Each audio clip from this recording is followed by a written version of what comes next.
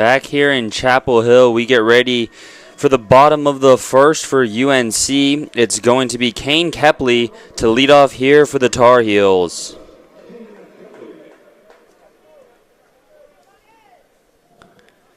Kepley, a lefty, digs in, and he will face off Logan Prisco to start for the Stingers.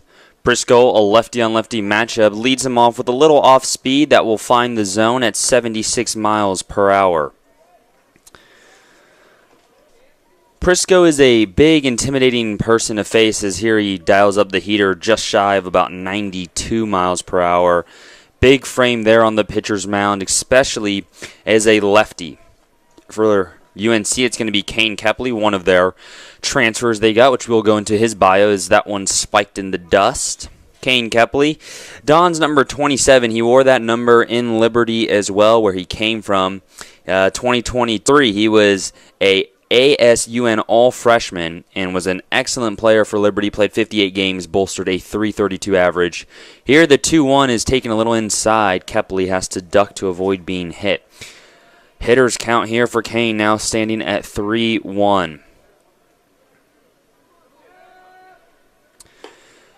That one's going to be ball number 4, and Kepley tosses the bat and will trot his way to first base. So Kepley stands on first, and that'll bring up Tyson Bass for the Tar Heels with a runner on and no outs.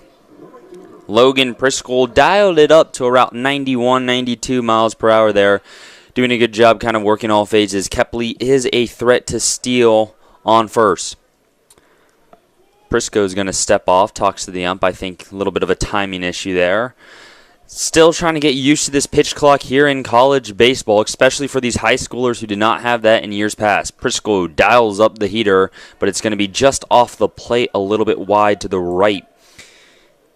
Bass is a righty batter, so he can stand in there comfortably. Has a very upright batting stance. Almost looks lazy in the box, very similar to a righty version of Anthony Rizzo. This one's inside. Kepley's going to take off as the catcher, that's going to be William Barbary, fumbled with the ball, allowing Kepley to get his first stolen base of the day and the first one for the Tar Heels. This is a team that likes to run a whole lot. Bass here, another transfer from North Carolina Wesleyan. Also brings good numbers, as well as 21 home runs, which is something the Tar Heels could use. This one swung on, driven deep to left, way back. The outfield's looking up, and that's gone. Hits the back netting, and right as we talk about his power, Tyson Bass pays it off with a 2-run homer to get the scoring started here in North Carolina. Tyson Bass rounds third, gives a high five to Scott Forbes, and it's a good feeling for the transfer from Wesleyan to get his first knock as a Tar Heel.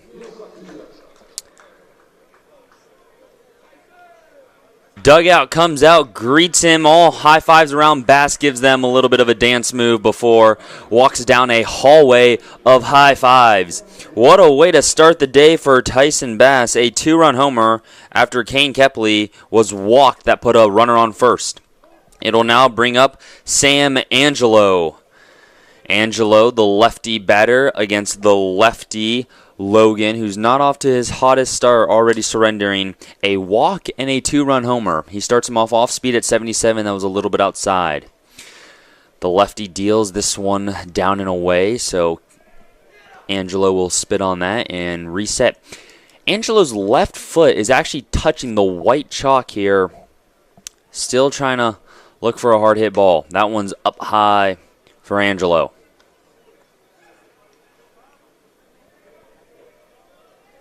Sam Angelo, another transfer here for UNC, takes a 4-pitch walk, and the transfer from Montclair State will find a home here on first base, and it will bring up Rom Kellis, number 25, and boy, does he look all of about his size. Rom Kellis, the junior from Gilbert, South Carolina. This is a big game for him. Kellis is a transfer from none other than FDTC, Florence Darlington Technical College, the team he faces right now. Swings on the first offering that fooled him with the off-speed, and it's quickly behind 0-1.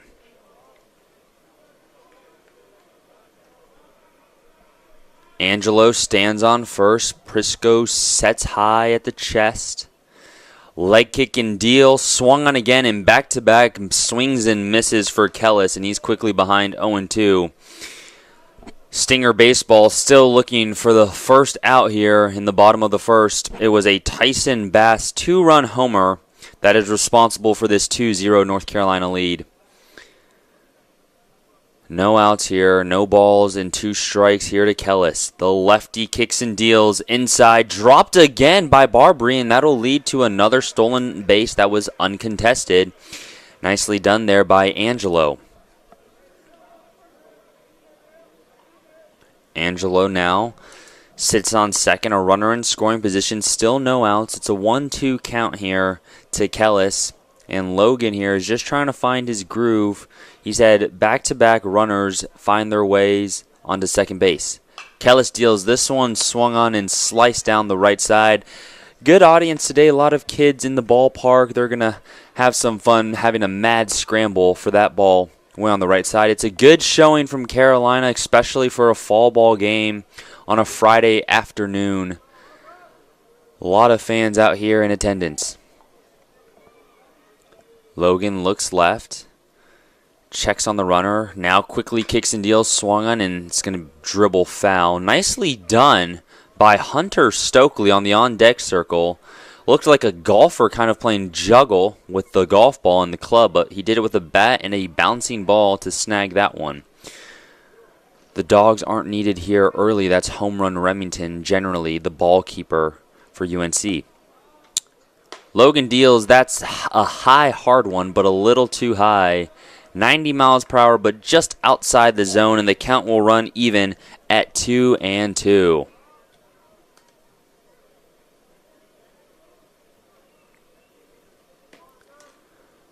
Kicks and deals, this one swung on, hit off the feet of Kellis, and he will circle around the mound and set back into the box. That one had not to feel too good. 3 straight fouled balls here for Kellis as he gets set and ready to go.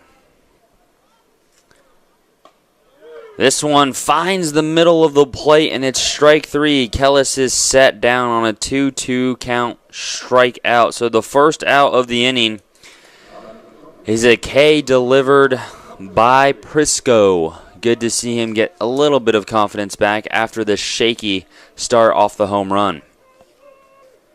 A little bit of technical issues to get started. This game is taking off a little earlier than expected here.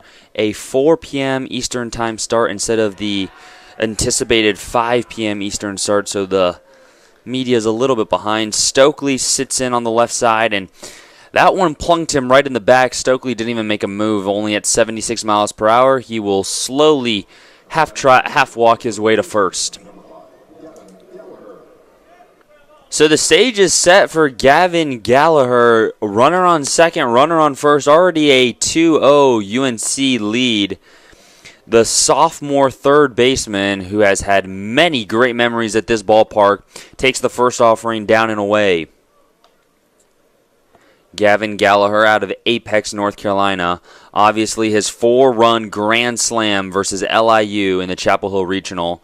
Also a walk-off was the kickoff of just a phenomenal postseason run for the East Tar Heels. Prisco sets at the chest and deals. Big swing and a miss there for Gallagher. He was looking for all of that baseball. The count will run at square 1-1. One out here, runners on second and first. It's a 2-0 Tar Heel lead. Prisco gets set, checks on the runners, now kicks and deals. Gallagher will take one just inside the zone, and it will fall behind 1-2. Nice little bullet heater there by Prisco, dialed it up to about 90 miles per hour. Prisco looks on, he winds and deals, and that one's just tapped foul. Barely able to get some aluminum on that one. Nicely done there by Gallagher to stay alive. It's 1-2, a beautiful fall day here in North Carolina. Temperatures hovering right around 70 degrees, and it'll only get better as the shade starts to move in. Starting to feel like fall here in Carolina. Prisco delivers. That one's up and away. The count will run even at 2-2. The lights are on here at the Bosch. They're not needed. Still plenty of daylight left here today. The fans in attendance are enjoying it. A lot of scouts, a lot of families. Everyone itching for some baseball, especially here. No major league teams in the state of North Carolina. You either go for the Braves or the Nationals, and neither are still alive here in the postseason.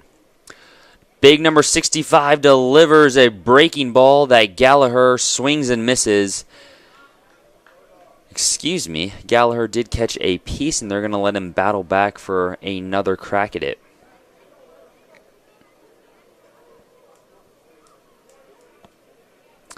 So Gallagher barely caught a piece of that baseball. Nonetheless, he will be able to crowd the plate like he normally does for a 2-2 pitch. Runner on second, runner on first. Gallagher, the sophomore, trying to keep the momentum from last year's excellent freshman campaign. That one's up and away. The catcher, William Barberry, had to stand up well out of his shoes. Barberry plays that position well. He's from Chapel Hill originally, so this is no stranger, these grounds for Barberry. Here's the 2-2. Both runners go. Gallagher swings and misses, but both runners are able to snag a base. So 2 outs, the runners advance on a double steal, and Gallagher heads back to the dugout. It'll bring up Alex Madera. Gets a big cheer from the crowd. The shortstop out of Delran, New Jersey, has become a quick fan favorite, especially after his run last season. Madera stands in the box, his foot touching the chalk, swings on the first pitches he sees, and this one a fluttering fly ball into foul territory. Madera played all of the postseason for UNC, and he's playing all of fall ball for UNC. Just a lot of baseball, but nothing he'd be rather doing. The 23-year-old grad student here at Chapel Hill. Prisco delivers. Madera hits one right up the middle, and it's grounded nicely by Garcia, who delivers the final out of the bottom of the first. So after giving up the 2-run shot to Bass, it's fairly smooth sailing in terms of runs scored for the Stingers. We'll be back on the top of the second to watch Chapel Hill defense.